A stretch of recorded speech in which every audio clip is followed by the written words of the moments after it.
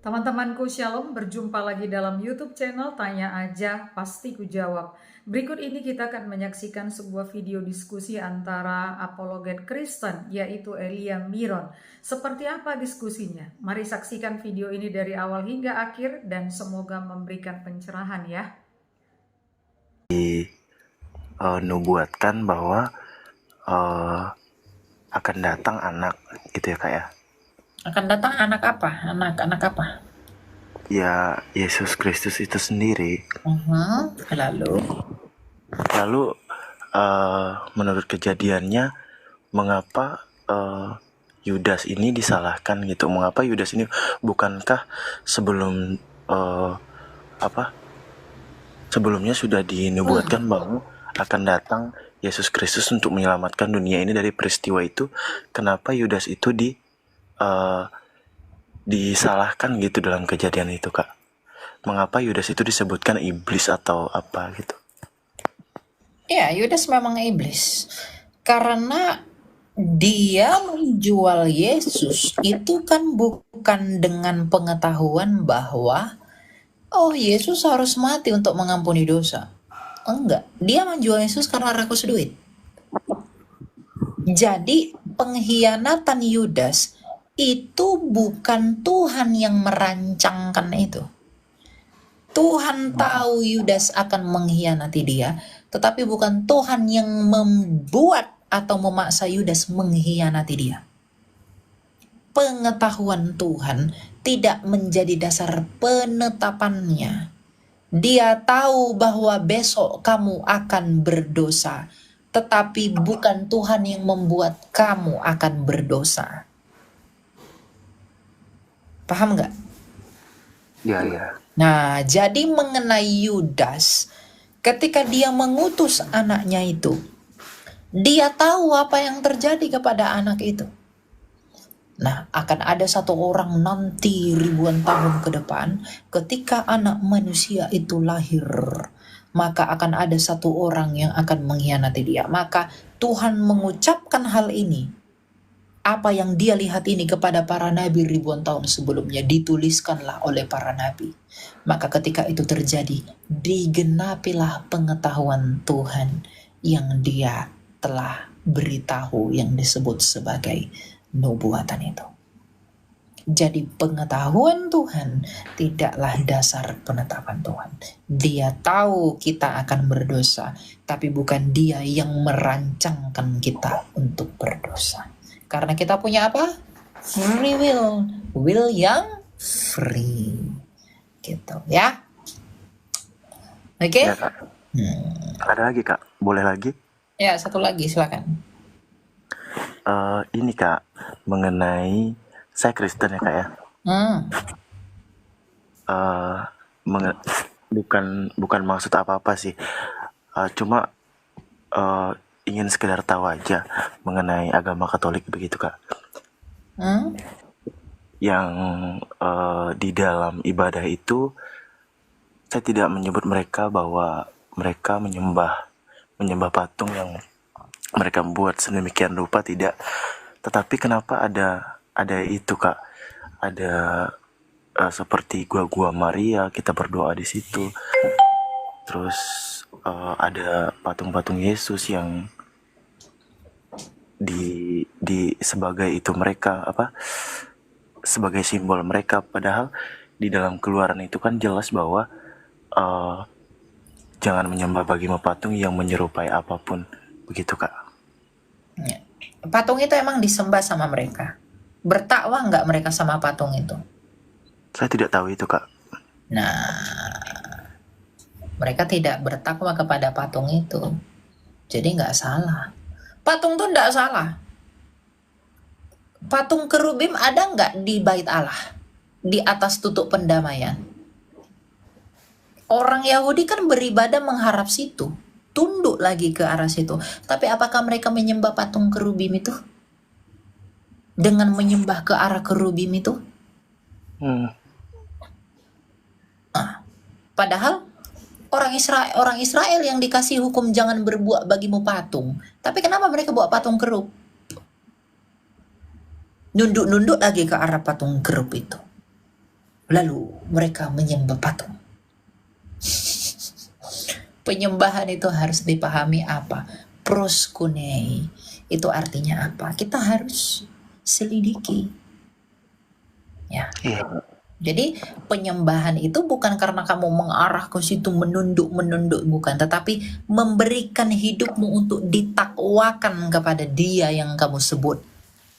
Perlu kamu menunduk sama siapapun silahkan, mengharap apapun, menghadap apapun silahkan. Tapi jangan berikan hatimu, jangan jual jiwamu bagi berhala, tapi persembahkanlah itu kepada Allah, karena hidupmu adalah persembahanmu yang hidup. Roma 12. Tuhan untuk tubuh dan tubuh untuk Tuhan. Ya. Percuma kamu ke gereja tapi hatimu jauh daripada Dia. Itu nggak guna juga. Ya. Iya, betul, Kak. Jangan berikan hatimu untuk bertakwa kepada berhala-berhala, tapi berikanlah itu kepada Allah. Itu maksudnya, ya. Jadi mau buat Oke, Kak, apa, makasih. mau buat apa silahkan saja. Yang penting jangan bertakwa kepadanya selain kepada Allah Tritunggal. Begitu Jo, ya. Oke, Kak. Makasih, Kak, ya. Halo, selamat malam Kak Elia. Ya malam. Silakan Pak, apa mau ditanya Pak? Ini mau tanya tentang sejarah manusia. Manusia pertama kan Adam dan Hawa.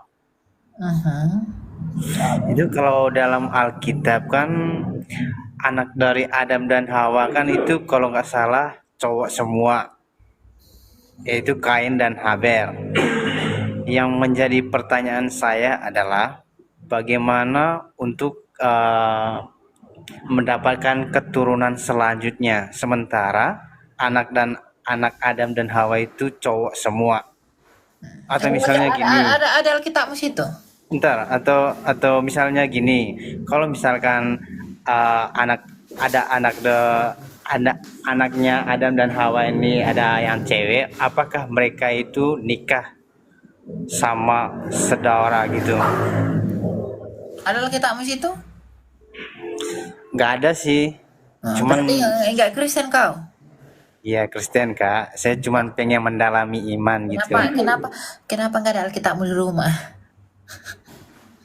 Ini kan di tempat perantauan ceritanya. Ya, jadi saya pengen tahu aja gitu. Sekalian mau mendalami iman gitu Kak. Ya. Oke. Jadi bagaimana mungkin anak-anak Adam itu bisa jadi banyak gitu ya? Iya Kalau betul. anaknya yang dicatat tuh hanya 2. Perlu kamu tahu bahwa Musa ketika menulis Taurat itu dalam prinsip patrilineal. Jadi dari jalurnya laki-laki. Jadi nama laki-laki itulah yang dituliskan untuk melanjutkan garis keturunan. Nah, jadi Adam itu ada anak laki-laki. Ya, nanti baca anak-anak perempuan di Kejadian 5 ayat 4. Itu ada anak-anak perempuan. Nah, pada saat itu mereka saling mengawini anak-anak laki-lakinya Adam dan anak-anak perempuannya Adam. Loh, bukannya nggak boleh Kak Elia? Itu atau apa yang saudara itu saling menikah? Ya, itu tidak diperbolehkan pada saat zaman Taurat. Di zamannya Adam dan Hawa Taurat kan belum ada. Oke Kak. Tapi di zamannya Musa baru Taurat itu ada. Jadi kawin campur itu diperbolehkan sebelum zamannya Taurat. Tapi setelah Taurat udah enggak. Gitu ya. Oke. Jadi Gitu ya. Oke. terima kasih Kak. Nah, terima kasih Tuhan berkati. Oke, silakan Mutia. Kakak izin bertanya, Ya. aku kan masih belajar tentang Kristen. Puji Tuhan aku udah masuk Kristen. Terus aku masih penasaran tentang tata cara memakamkan jenazah menurut Alkitab. Nggak ada tata caranya menguburkan kakinya dulu, yang masuk kepalanya dulu, apanya nggak ada. Orang mati udah mati, kubur tempatkan langsung. Mau gimana pun itu terserah. ya. Karena itu tubuhnya itu harus binasa untuk mendapatkan tubuh yang tidak dapat binasa. Itu nanti pada hari kebangkitan. Jadi nggak ada cara-caranya kepalanya dulu lalu tangannya dilipat begini segala macam tuh udah ada. Ya, udah dia mati udah selesai. Rohnya ke Firdaus, nanti hari kebangkitan dia akan dibangkitkan. Bukan tubuhnya itu yang dibuat, tapi tubuh yang baru nanti yang dia pakai. Gitu. Ya. Mimpinya aku tuh menjurusnya ke Katolik, Kak.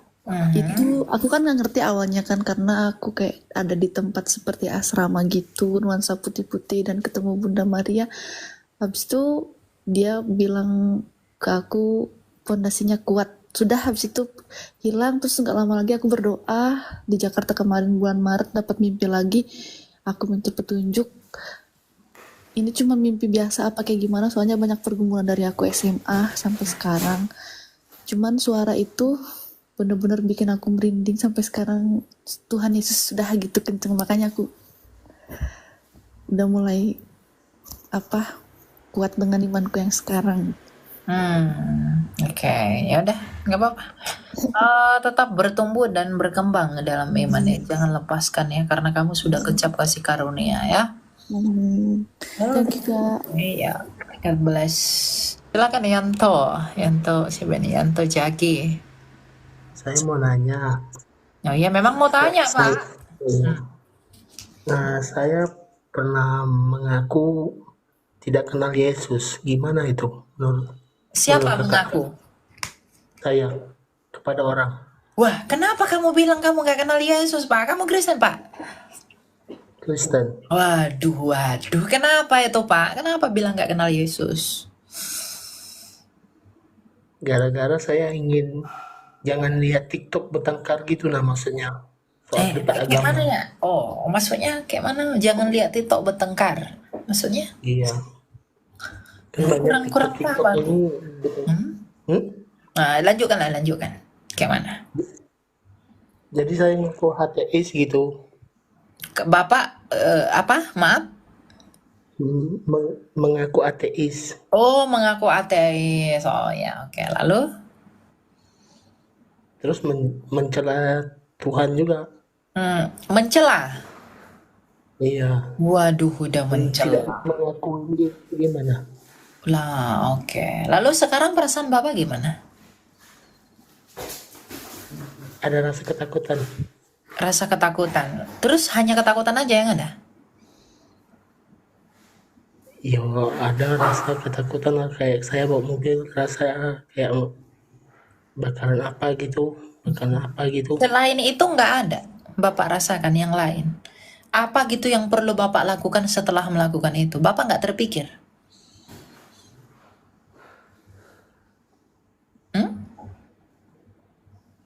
Sorry gimana? Bapak nggak terpikir apa yang Ada cuma Bapak... rasa itu aja. Oh, jadi Bapak nggak terpikir apa yang Bapak harus lakukan setelah melakukan kesalahan itu? Tahu saya minta ampun kan? Udah minta ampun? Belum. Kenapa belum minta ampun?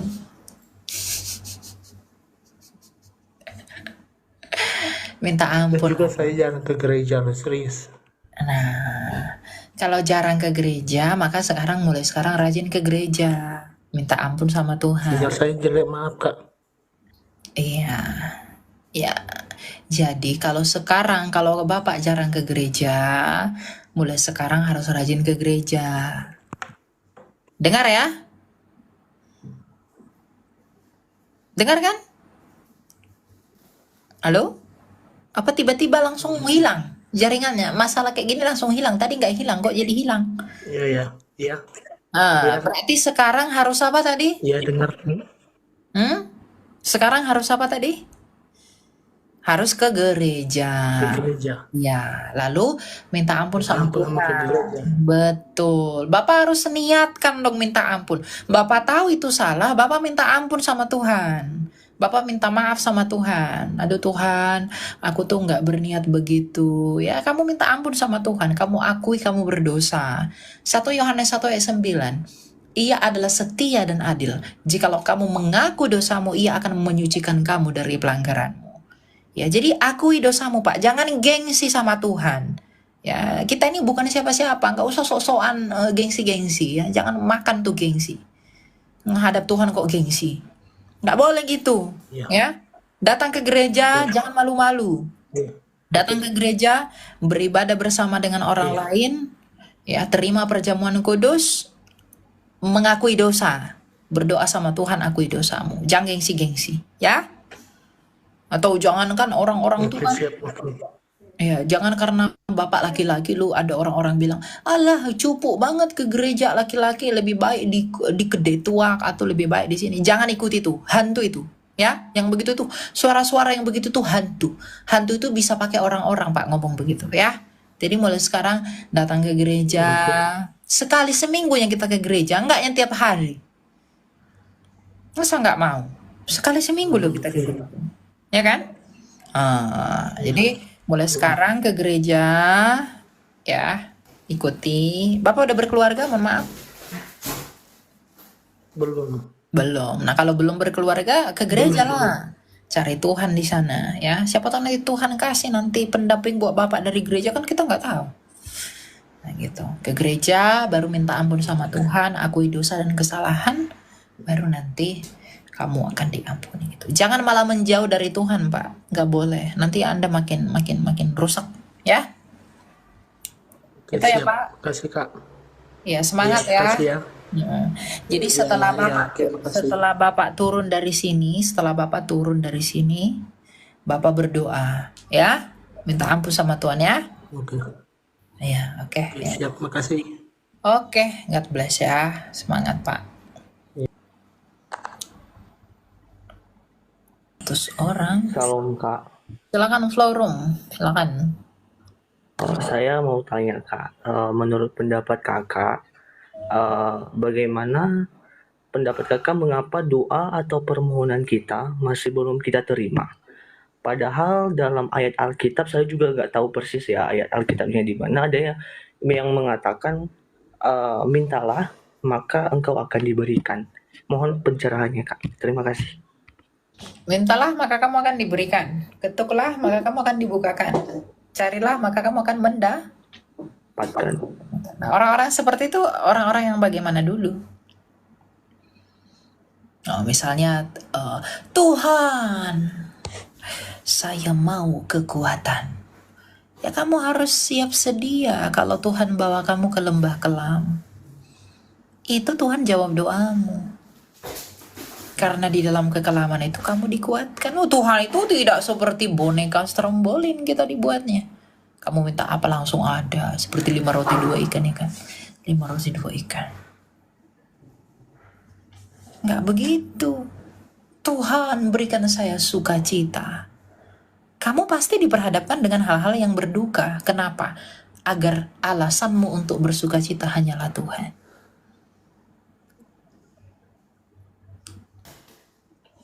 Kamu minta kekuatan, harus siap sedia diuji di dalam kelemahan agar kamu menjadi kuat. Karena ketika emas itu diminta untuk semakin murni, maka dia harus semakin dibakar. Nah, jadi mindset tuh dirubah, pola sudut pandang tuh dirubah. Cara Tuhan itu bekerja, itu tidak seperti cara manusia bekerja. Tuhan berikanlah aku kelulusan begini, lalu plus lulus begitu aja. Gak begitu cara Tuhan. Tuhan akan gagalkan kamu dulu. Dia akan membawa kamu kepada apa yang agar di dalam proses itu kamu dihajar, kamu ditegur, dan kamu dibentuk kerendahan hatimu agar kamu berserah kepada Dia. Dan ketika kamu lulus uji, sama seperti Ayub yang lulus uji, maka Tuhan menambahkan berkali-kali lipat. Itu tak kesulitan bagi Dia. Apalah sulitnya Tuhan untuk menambahkan apapun yang Dia mau dalam hidupmu? Nggak ada. Tapi tergantung kamu. Kamu setia nggak sama Dia? Kalau kamu dikit-dikit kayak orang Israel, apa-apa bersungut-sungut, Tuhan marah lah. Dihukum, nggak boleh masuk. Hanya yang ini yang masuk. Tuh kalau bersungut-sungut yang begitu. Jadi jangan bilang Tuhan nggak menjawab. Tuhan menjawab semua doa.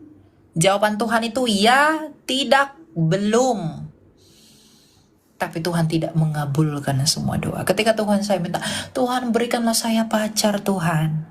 Ketika saya tidak dapat pacar, Tuhan dalam 2 minggu ini berikanlah saya pacar. Dan dalam 2 minggu ini saya tidak mendapat pacar. Artinya Tuhan menjawabnya dengan kata tidak. Itu jawaban, tapi tidak terkabul. Atau bilang, Tuhan berikanlah aku ikan goreng Tuhan hari ini. Lalu ada ikan goreng, Tuhan menjawab iya dan mengabulkan doa saya. Jawaban Tuhan itu nggak selalu ya, iya, tidak, belum, tunggu dulu. Dan cara Tuhan, kan Tuhan berkata, jalanku bukan jalanmu, rancanganku bukan rancanganmu. Makanya mari coba pandang Tuhan menurut sahabatnya. Jangan pandang dia menurut lawannya. Kalau menurut lawannya apa-apa disalahkan, apa-apa dipertanyakan, apa-apa bersungut-sungut, apa-apa merepet, apa-apa mengeluh, apa-apa ini. Tuhan berikan aku kekuatan. Jadikanlah aku pribadi yang kuat. Jadikanlah aku pribadi yang strong. Ketika kamu diperhadapkan pada situasi di mana kamu perlu diuji agar menjadi kuat, kamu marah-marah sama Tuhan. Padahal kamu diizinkan di dalam itu agar kamu dikuatkan. Tapi kamu malah marah. Kamu malah merengek-rengek. Kamu malah bersungut-sungut. Kamu yang minta kuat. Tuhan, berikan aku hati yang suci. Berikan aku hati yang rendah hati. Berikan aku hati yang baik. Tuhan hadapkan kamu dengan cacian makian. Tuhan hadapkan kamu dengan ketidakadilan. Kamu malah bersungut-sungut. Padahal di dalam itulah kerendahan hatimu diuji dan didapatkan. Jadi itu tergantung bagaimana cara kita memandang Allah. Jadi jangan pandang Allah itu seperti kamu memandang teman kampusmu. Enggak. Karena He knows apa yang kamu nggak tahu. Dia tahu di depan sana apa yang kamu nggak tahu. Jadi percayalah sama dia, percaya dong. Kalau dia tahu itu buruk bagimu dan ketika Tuhan tidak mengabulkan apa yang kamu minta, harusnya kamu bersyukur.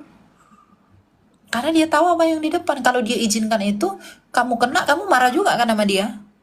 Jadi mana? Dikabulkan marah, nggak dikabulkan marah. Jadi urusan kita marah-marah aja metun terus. Nggak boleh gitu. Ya, jadi ubah. Sudut pandang tuh dirubah. Melihat dia tuh ubah. Cara melihatnya tuh ubah. Ya. Baik, makasih Kak penjelasannya. Saya mau tanya lagi satu lagi nih Kak. Dalam berdoa, adakah Kak yang harus kita perhatikan dalam kita berkomunikasi dengan Tuhan? Karena saya merasa kalau berdoa agak bertele-tele Kak. Terima kasih. Doa yang bertele-tele itu adalah doa yang tanpa arti. Doa panjang itu boleh, panjang banget boleh. Tapi jangan diulang-ulang. Jangan tidak ada makna, tidak berguna, tidak berguna dalam pengertian kata-kata yang sia-sia. Panjang doa tuh boleh, tapi jangan sia-sia. Nah, bagaimana cara kita berdoa kepada Tuhan? Mintalah kepada Kristus di dalam nama Yesus. Itu yang perlu kamu lakukan. Karena Tuhan Yesus adalah pengantara kamu, imam besar agungmu yang memerantarai kamu dengan Allah. Jadi apa yang harus kamu perhatikan? Ya, rendahkanlah hatimu, bawalah dirimu kepada Bapa di dalam nama Yesus. Gitu, ya. Makasih Kak. Oke, ya kita lanjut ya. Halo, selamat malam. Ya malam Pak, ada yang mau ditanyakan Pak? Saya mau nanya pendapatnya kamu Tentang apa itu? tentang kalau sekarang ini kan lagi sering kita lihat debat lintas agama. Oke, lalu? Bagaimana tanggapan kamu terhadap debat tersebut? Ya, debat lintas agama nggak masalah. Debat itu kalau di dalam definisi debat itu kan mempertahankan argumen. Ya, kalau di dalam debat yang memang benar-benar debat ya silahkan. Tapi kalau caci memaki ya jangan, nggak boleh. Tuhan juga larang kok. Nggak boleh caci memaki.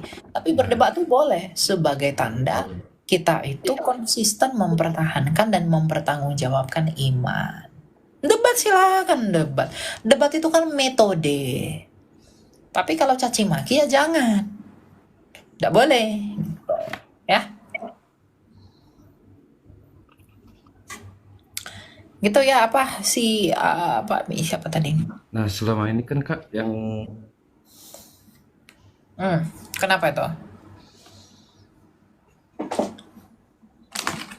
nah yang saya perhatikan akhir-akhir ini ya, yang kalau saya pribadi ya saya cukup mengapresiasi wawasan kekristenannya apologetnya Kristen gitu kan. Tapi yang saya lihat lawan berdebatnya itu orang-orang bebal semua. Bebal yang nggak pernah mendengarkan apa yang kita sampaikan gitu. Ya, makanya Pak berdoalah agar Gimana mereka menurut Kakak itu? nggak perlu gimana-gimana, doakan aja mereka biar batunya itu yang membenturkan mereka, biar mereka sadar. Kita mau buat apa? Titus 3 ayat 10. Seorang bidat yang kamu nasihati 1-2 kali, tinggalkanlah dia. Mereka udah berkali-kali dikasih tahu ya, nggak mau tetap, ya udah. Tunggu aja batu itu yang membenturkan dirinya sendiri. Itu aja. Jadi doakanlah ya. Oke? Oke, amin, shalom. Iya, shalom. Iya. Memang kalau ada berurusan dengan batu tuh susah, Pak. Silakan Gemini. Cuti ya. Nah, Oke, Bah. Lanjutlah. Apa mau tanya apa? sorry Kak, ini akun cewek saya. Oke, lalu mau tanya apa? Mau tanya mengenai lahir baru. Itu kan ada beberapa gereja yang alirannya itu mengharuskan kita untuk lahir baru, padahal sebelumnya kita udah dibaptis gitu. Mohon penjelasannya Kak. Lahir baru itu bukan baptisan, lahir baru itu pertobatan yang ditandai dengan baptisan. Lahir baru itu hidup yang baru di dalam roh. Bukan dibaptiskan udah lahir baru, enggak. Dibaptis lalu bertolak belakang dengan hidup yang lama, itu lahir baru. Oh, kalau kemudian dia jatuh lagi gimana Kak? Lahir baru lagi atau gimana? Oh enggak, dia jatuh lagi kan ketika dia lahir, makanya definisi lahir baru itu adalah dia jijik terhadap dosa itu. Tetapi kadangkala dia masih jatuh dalam dosa itu. Tapi hatinya nggak pengen di dalam dosa itu. Tapi dia pengen keluar dari sana. Makanya setiap orang yang tidak dilahirkan kembali itu tidak masuk dalam kerajaan Allah. Itu maksudnya setiap orang yang tidak diperbarui dalam hidupnya tentang cara dia berpikir tentang dosa dan segala macam, dia tidak akan berkenan di hadapan Allah. Jadi setiap orang Kristen itu wajib lahir baru, yang artinya dia harus membenci dosa. Lahirnya kita yang pertama ke dunia ini di dalam dosa, maka lahir barunya kita haruslah membenci dosa. Meskipun dengan membenci dosa kita masih tetap bisa jatuh dalam dosa itu. Tetapi di dalam kebencian kita akan dosa, itu menandakan bahwa roh yang kudus itu diam di dalam kita sebagai materai. Karena kehendak roh itu membenci kenajisan, membenci dosa. Maka ketika kita membenci dosa, artinya roh itu sudah ada di dalam kita. Yang tidak terlahir kembali dari air dan roh tidak akan masuk dalam kerajaan surga. Baptisan adalah tanda, tetapi roh di dalam kita itu dikenali dari buahnya. Kalau kamu dibaptiskan dengan air, tapi kami masih senang-senang berenang dengan dosa, artinya roh itu tidak ada di dalam kamu. Tapi ketika kamu dibaptis dengan air, lalu kamu memiliki kebencian kepada dosa, tapi masih tetap jatuh di dalam dosa, artinya roh itu ada di dalam kamu, tetapi kamu belum mengeluarkan dia sepenuhnya dan mengandalkan dia sepenuhnya. Maka kadangkala kamu mendukakan dia dalam hidupmu, tetapi tidak menghujatnya dengan tidak menerimanya. Jadi kamu harus paham lahir baru itu apa. Oh gitu, oke Kak. Sekarang udah paham. Berarti nggak ada kaitannya dengan baptisan ya, nggak harus lahir baru harus dibaptis direndam lagi, nggak gitu. Itu Enggak. tidak ini konsep. Satu lagi Kak, mengenai baptisan. Oh iya, mengenai baptisan roh gitu Kak. Kan di beberapa gereja ada yang baptisan roh itu kayak bahasa roh terus dimasukkan roh apa itu di dalam jemaatnya. ikutin bahasa yang mereka gunakan gitu. Itu tolong dijelasin Kak, maksudnya kan baptisan roh itu juga banyak yang gagal paham. Baptisan roh itu bukan bahasa roh. Hmm. Baptisan roh itu terjadi seketika, ketika dia dibaptis air. Baptisan roh dengan baptisan air itu nggak terpisah. Nah, itu kesalahan beberapa orang, dia memisah-misahkan. Baptisan roh itu harus bisa bahasa roh, itu nggak begitu. Baptisan roh itu sepaket dengan baptisan air. Jadi ketika kamu dibaptis dengan air, pada saat yang sama kamu dibaptis menurut roh. Karena yang air itu yang kelihatan, roh itu yang tidak kelihatan, misteri. Jadi ada yang kelihatan, ada yang tidak kelihatan. Air itu menjadi saksi di bumi, roh itu menjadi saksi di sorga. Nah, makanya kita dibaptiskan dengan roh, itu artinya kita dimeteraikan oleh Roh Kudus. Gitu. Jadi bukan kamu belum dibaptis Roh Kudus karena belum bisa, lalu kamu pisah-pisah, dia baptis air tapi Roh Kudus nggak datang, cuma air aja. Lalu itu apa kok dibaptis dengan air? Kalau di dalam air itu tidak ada misteri. Ya, di dalam air itu secara rohani ada misteri. Jadi kalau orang bilang kamu baptis air dengan air baru nanti baptis dengan Roh Kudus, jadi air dengan Roh Kudus dipisah-pisah. Lalu untuk apa dia diairi kalau nggak ada Roh Kudus di dalam misterinya itu? Gitu. Jadi itu sepaket, ya. Oke Kak, thank you, blessing. Oke. Nah, jadi yang mau saya sampaikan adalah biarlah Anda semuanya teguh di dalam Kristus. Saya yang hina ini hanyalah alat untuk menyampaikan apa yang perlu untuk disampaikan. Tapi sejatinya pelayanan itu semua orang dipanggil untuk itu. Kita memang datang sebagai visi, sebagai bentuk penghambaan bagi Kristus. Karena apakah gunanya kita jikalau bukan oleh karena Kristus? Sehingga oleh karena kasih karunia-Nya Kristus, maka pelayanan kita adalah penghambaan kepada Dia. Agar di dalam penghambaan kita itu dinyatakan sebagai balas budinya kita kepada keselamatan yang kita peroleh dari Kristus. Jadi layanilah Allah dengan hidupmu yang penuh dengan buah-buah yang lebat, agar pada hari penuaian kamu diperhitungkan sebagai milik yang kudus dan dipersatukan dengan mereka yang akan menerima perjamuan kawin anak domba. Agar di dalam iman itu, agar di dalam keselamatan itu, seluruh dunia dapat berkata bahwa Dialah Tuhan satu-satunya yang berhak menerima segala sesuatu. Agar nama Bapa dipermuliakan di dalam hidupmu, dalam hidup saya, dalam hidup kita semua.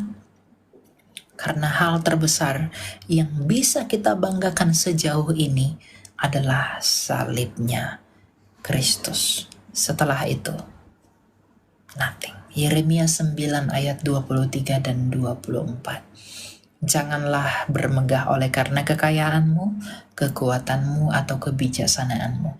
Tapi biarlah kita bermegah oleh karena Ia mengenal bahwa Akulah Tuhan yang penuh belas kasih, keadilan, dan kebenaran.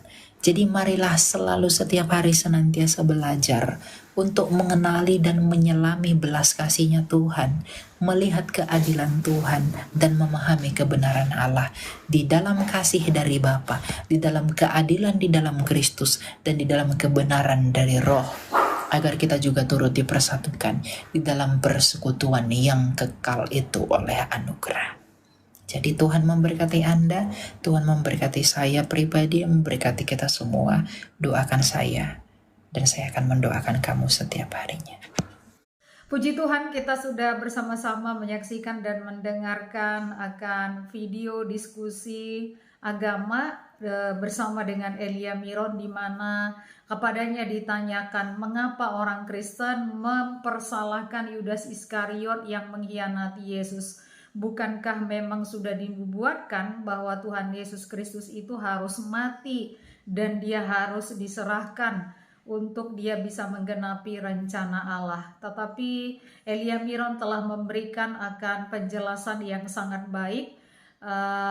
Judas Iskariot bisa diperalat oleh iblis dan apa yang dilakukannya adalah sesuatu yang berdosa, oleh karena ketika dia melakukan pengkhianatan itu bukan demi untuk menggenapkan atau melakukan akan rencana Allah, tetapi pengkhianatan yang dilakukannya adalah di dalam ketidaktahuannya mengenai rencana Allah, tetapi semata-mata untuk mewujudkan akan impiannya, kehendaknya, dan rencana pribadinya.